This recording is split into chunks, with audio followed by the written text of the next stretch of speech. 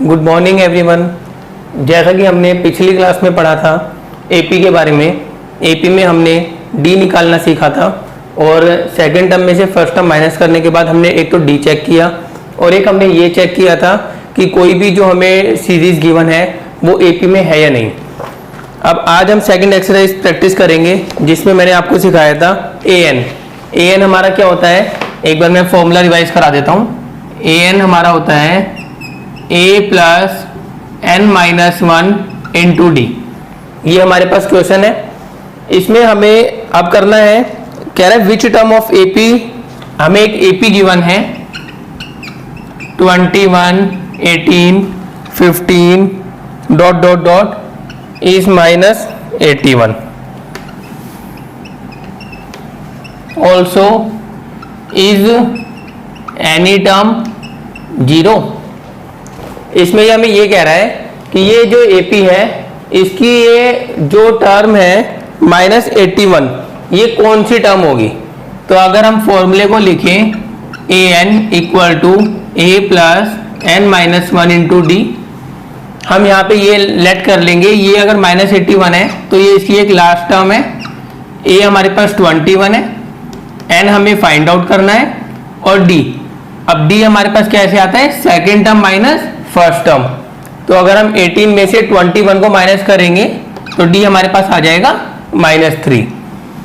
ये माइनस 81 है, 21 as it is, -3n, ये -3 -1 से मल्टीप्लाई हो गए 3, -81, 24 -3n। अब -81 24 को उधर ले गए लेफ्ट में, minus minus plus but sign is minus. हमारा मेन मकसद है हमें n फाइंड आउट करना है, माइनस से माइनस कैंसिल कर सकते हैं, 105/3। तो n हमारे पास आ गया यहाँ पे 35, यानी ये क्लियर है कि ये हमारे पास 35th टर्म है जो हमारे पास -81 आएगा। एक पार्ट सोल्व हो गया। अब हमें ये फाइंड आउट करना है कि क्या इस एपी की कोई टर्म 0 है। तो वही हम फॉर्मूला लिखेंगे a n equal to a plus n minus 1 d. A n हम 0 लेट कर लेंगे, ए हमारे पास 21 है, एन हमें पता नहीं है, डी -3।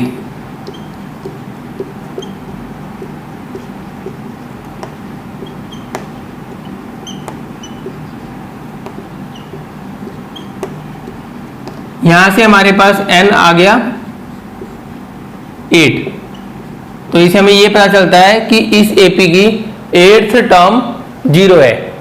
क्लियर है, नोट डाउन।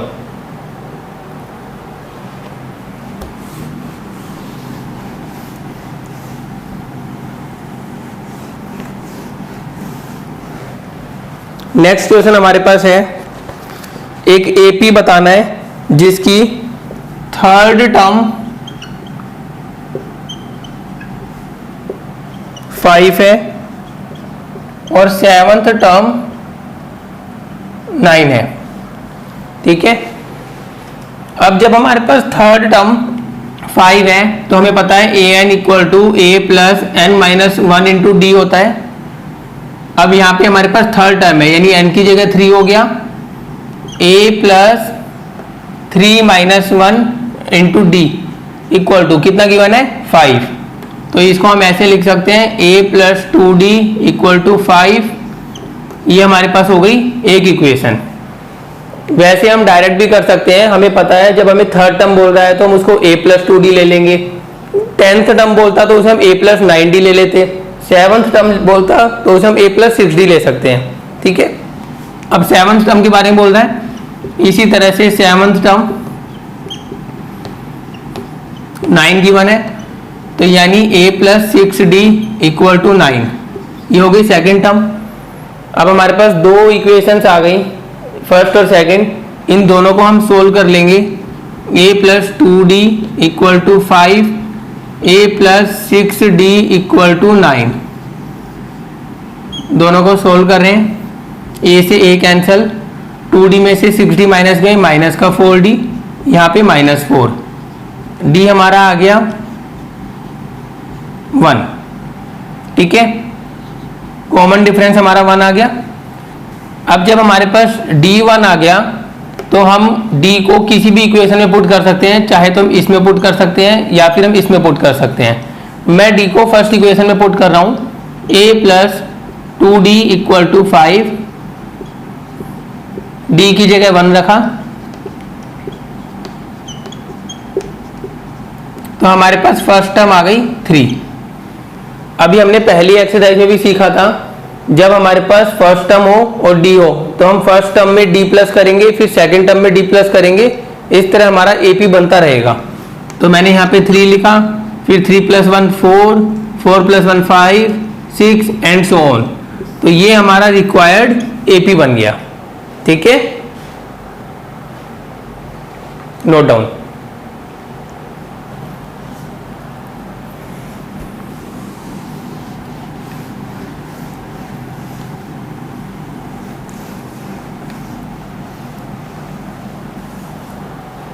अब एक क्वेश्चन हमारे पास ये है, चेक करना है क्या 301 is a term of list 5, 11, 17, 23।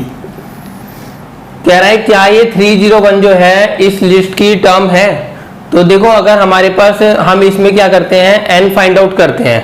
अगर हमारा n एक इंटीजर की फॉर्म में आएगा 1 2 3 4 5, तो हमारा क्या होगा, वो नंबर होगा। क्योंकि कभी भी हमारा जब AP का नंबर होगा नेचुरल नंबर में, वो 1 होगा, 2 होगा, 3 होगा टर्म, क्योंकि 1 2 3 4 5 ऐसे हो सकती हैं। ऐसे तो नहीं हो सकती 6/5 टर्म्स या 4/7 टर्म, नहीं। तो हम ये लेट करते हैं, अगर हम फॉर्मूले में इसको रखेंगे a + n - 1 × d, हमने an की जगह 301 को रख दिया। अब a हमारे पास 5 है, n हमें फाइंड आउट करना है, d हमारे पास कैसे आएगा, second term minus first term, 11 - 5, तो 11 - 5 कितना होता है, 6। अब 301 as it is, 5 6 × n 6n, 6 1 जा 6, 301 स्टेप वाइज करेंगे, 301 1 उधर चला जाएगा, तो ये 302, इसको अगर अब हम कट करेंगे, 2 से कट कर रहे हैं, अब ये पूरी तरह से डिवाइड नहीं होगा, ये एक रैशनल नंबर की फॉर्म में आ गया। तो हम कह सकते हैं यहाँ पे कि 301 is not a term of list 5 11 17 23 ... ठीक है, note down.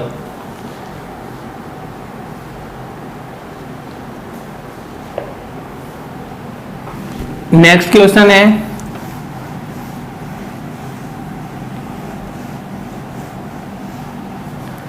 How many 2-digit numbers are divisible by 3। मतलब 3 से डिविजिबल होने वाले 2 डिजिट नंबर कितने हैं। तो सबसे पहले हम देखेंगे, सबसे पहले हमारे पास 2 डिजिट नंबर 10 होता है, 10 3 से डिवाइड नहीं होता। उसके बाद 11 होता है, 11 भी 3 से डिवाइड नहीं होता। 12, सबसे पहला नंबर 12 हो गया। इसके बाद हम 3 प्लस करते रहेंगे तो 15 18 ... अब लास्ट नंबर भी हम निकाल सकते हैं, 2 डिजिट का लास्ट नंबर होता है 99। 99 हमें पता है 3 से डिवाइड होता है, तो हम यहाँ पे 99 लिख सकते हैं। अगर यहाँ पे कोई ऐसा नंबर आता जो 3 से डिवाइड नहीं होता, तो हम उसके एक पहले वाला नंबर लेते हैं। अगर वो नहीं होता डिवाइड, तो हम उससे एक और पहले वाला नंबर लेते हैं। ठीक है, अब यहाँ पे अगर हम इसको ध्यान से देखें तो ये हमारे पास फर्स्ट टर्म हो गई, ये हमारे पास an हो गया। इन दो को हम जब माइनस करेंगे तो हमारे पास d आ जाएगा। और फॉर्मूले के हिसाब से अगर हम चेक करें, an = a + n - 1d, an हमारे पास है 99, a यानी कि a1 फर्स्ट टर्म है 12, n हमें फाइंड आउट करना है कि मतलब 3 से डिवाइड होने वाली 2 डिजिट के कितने नंबर्स हैं। d हमारे पास है 3, 15 माइनस 12 हो गया 3। अब हम इसको सॉल्व करेंगे। 99, 12 plus 3n minus 3, 99 equal to 9 plus 3n, 9 उधर चला जाएगा, 90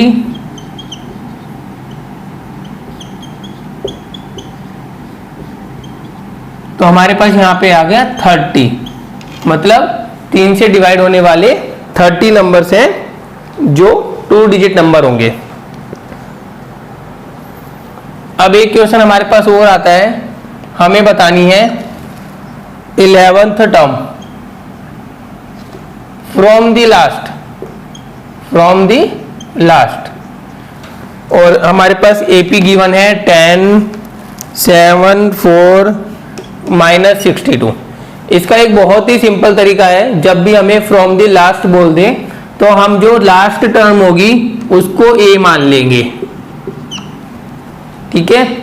अब हमें डी निकालना है, तो डी अगर हम देखें सेकंड में से फर्स्ट टर्म गई तो 7 माइनस 10 माइनस 3 हो गया, पर लास्ट से बोल रहा है यानी डी भी रिवर्स हो जाएगा, तो डी हमारा हो गया 3। इतना स्टेप कर लिया। वापस बताता हूं, सबसे पहले हमें जब भी बोले ऐसा कुछ कि उसे लास्ट से बताना है। 11th टर्म बता रहा है यानी हमें n इक्वल टू 11 है, ठीक है।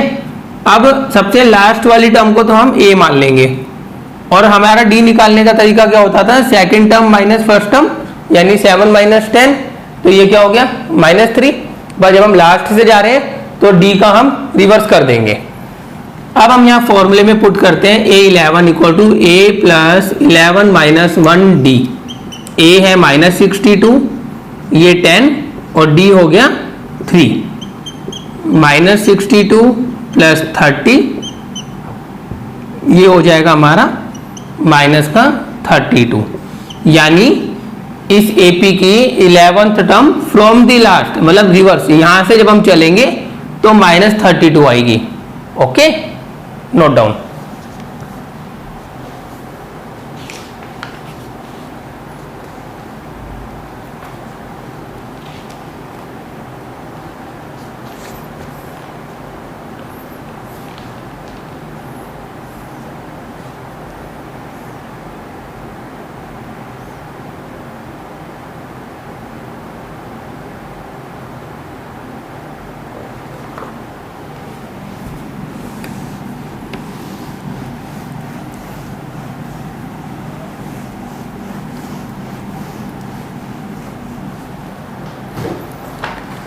एक क्वेश्चन हमारे पास ये है कि अगर हमें इस तरह का क्वेश्चन दिया हो,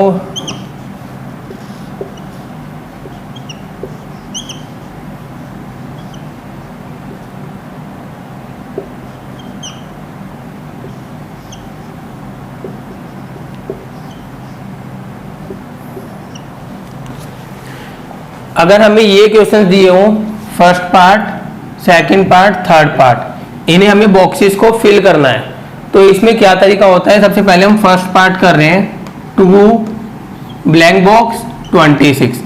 तो अगर हम इसको ध्यान से देखें तो ये हमारा A1 हो गया, ये हमारा AN हो गया, ठीक है, और नंबर हमारे पास 3 हो गए। तो हम डायरेक्ट फॉर्मूले में अगर पुट करें 26 equal to 2 plus 3 minus 1 D, 2 को इधर ले जाएंगे तो D हमारे पास आ गया 12। अब अगर हम इस D को 12 को 2 में प्लस करते हैं तो ये 14 हो गया, और 14 में 12 प्लस करते हैं तो हमारा 26 आ गया, ठीक है। इसी तरह से सेकंड पार्ट कैसे करना है, 5 बॉक्स 9:1/2।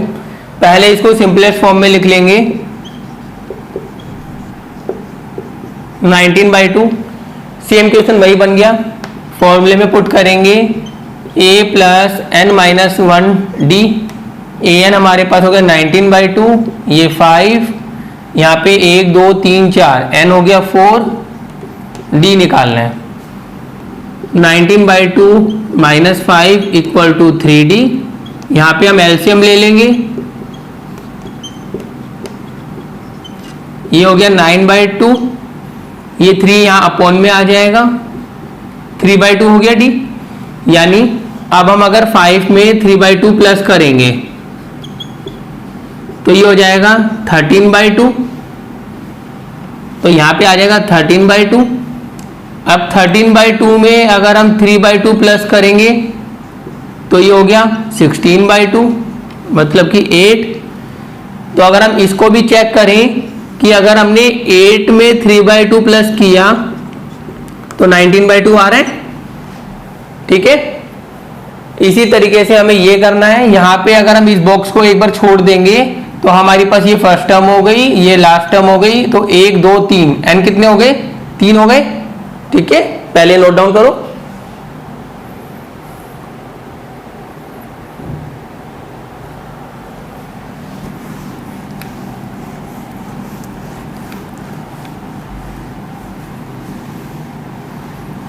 तो देखो थर्ड पार्ट कैसे करना है। जैसे थर्ड पार्ट है हमारे पास, इस बॉक्स को अगर हम छोड़ देंगे, इसको हमने फर्स्ट टर्म मान लिया, इसको लास्ट टर्म मान लिया, तो हमारे पास n हो गए 3। an = a + n - 1 d। an हो गया 3, a हो गया 13, n हो गया 3, d हमें पता नहीं है, ये हो गया -10, तो d हमारे पास आ गया -5। तो अगर हम अब 13 में से माइनस करेंगे 5 को तो हमारे पास कैसे आएगा? 8, और 8 में से 5 माइनस करेंगे तो क्या आ जाएगा? 3। तो हमें समझ आ गया, यहाँ पे हमारा 13 था, 13 में से हमारा 5 गया 8, इसमें से हमारा 5 गया 3। पर अब यहाँ पे हमें आना है तो हमें उल्टा जाना है, उसमें हम क्या करेंगे? 5 को और ऐड कर देंगे, 18 हो गया। अब हम चेक कर लेते हैं, अगर हम 13 में से 18 को माइनस करते हैं तो -5 आएगा, 8 में से 13 को माइनस करते हैं तो भी -5, 3 में से 8 को माइनस करते हैं तो भी -5। डी सेम आ रहा है क्योंकि हम हमेशा सेकंड टर्म में से फर्स्ट टर्म को माइनस करते हैं। डी हमारा नेगेटिव था तो उसके अकॉर्डिंग हमने पहले तीनों टर्म्स में से ये निकाल लिया और उसके लिए हम पीछे चले गए। Okay, note down.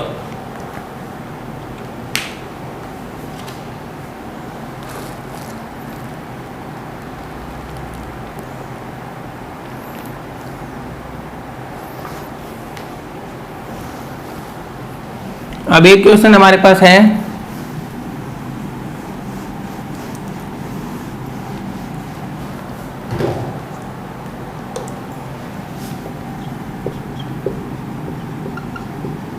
how many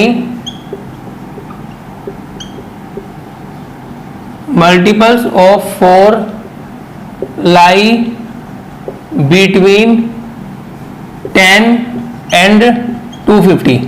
यानी हमें नंबर बताना है। सबसे पहले वही तरीका है, 10 हमारा 4 का मल्टीपल नहीं होता, 11 4 का मल्टीपल नहीं होता, 12 हमारा 4 का मल्टीपल है, तो 12 की अगली टर्म हो जाएगी 16, फिर 20। अब हमें 250 तक आना है, तो इसको हम ऐसे चेक कर लेंगे। 250 हम लिखेंगे, डिवाइड करके देखेंगे 4 से, 2 रिमाइंडर बच रहा है, यानी 250 में से अगर हम 2 को माइनस कर देंगे तो 248, ठीक है। तो ये हमारा लास्ट टर्म हो जाएगी। अब हमारे पास फर्स्ट टर्म है, लास्ट टर्म है, और डी इन दोनों से आ जाएगा, तो हमें ए एन का फॉर्मूला रख देंगे, a + n - 1 into D. A n हमारे पास है 248, ए है 12, n हमें पता नहीं है, फाइंड आउट करना है। 248 - 12, 4n - 4, ये 236 हो गया। इसको प्लस कर देंगे 4 को, उधर ले आके